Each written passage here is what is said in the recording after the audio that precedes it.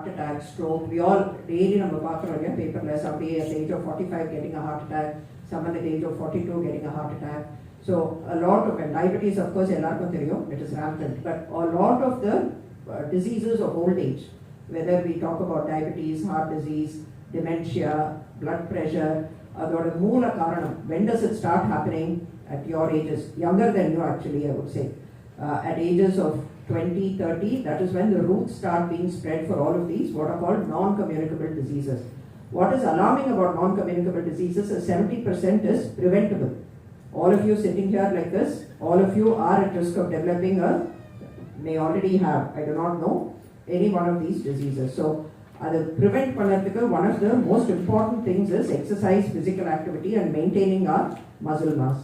And like Dr. Ganesh said, this has to start at a young age.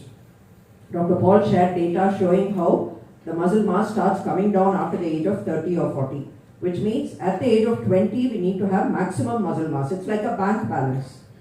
You need to have good amount of muscle, you need to have good amount of bones, you need to have good health as much as possible when you're 20, 25 years old, because after that, sadly, it is all downhill. How do we get to optimal muscle mass between the ages of 20 to 30? So, I'm only talking about muscle mass today, but everything else, it has to reach a maximum at that age, between 20 to 30 years. One of the ways we improve our muscle mass is with exercise, physical activity. Okay? If you see a child, they keep running around all the time, they never sit still. Okay? As adults, we keep sitting still. I think you would have all heard this phrase, sitting is the new smoking. So sitting for about 1 hour is equivalent to smoking, I don't know what, like half a cigarette. Some numbers will come up, but sitting is bad. So we have to get up and keep moving around. That is very important for our muscles. We don't realize how weak we become. I will tell you one simple test you can do. How many times can you get up and sit down within 30 seconds? Very simple test, without holding a thing. How many times can you get up and sit down? People who are very weak, older people who are very weak, find that even getting up and sitting down, minimum is 5 times in 30 seconds. People who are very old and who have muscle weakness, particularly weakness around the hip muscles, weakness around the back muscles, they are not able to get up and sit down. What is alarming is we find younger people, we are finding children who are weak. We are finding young people in the 20s and 30s who are weak like this with muscle weakness. So, the way to build it up is first of all awareness, understanding that all of us suffer from muscle weakness, muscle loss, unless we are born with good muscles but we don't take care of it. Second, apart from awareness is physical activity, exercise.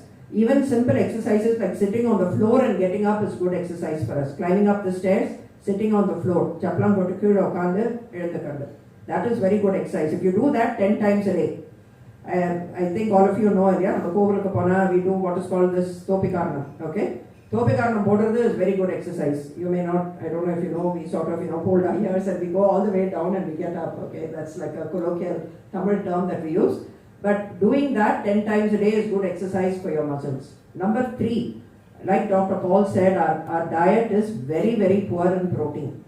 Where do vegetarians get proteins from? We get it from milk, we get it from dal, paripu. Those are only 2 sources of protein. We don't eat much by way of dals, we don't drink much by way of milk or consume curd or buttermilk. We don't get enough protein. So we have to consider taking more protein in the diet, whether we do it through adding supplements like this. HMB is a very important supplement. There are several other supplements. HMB is one of the most important supplements to help building up protein.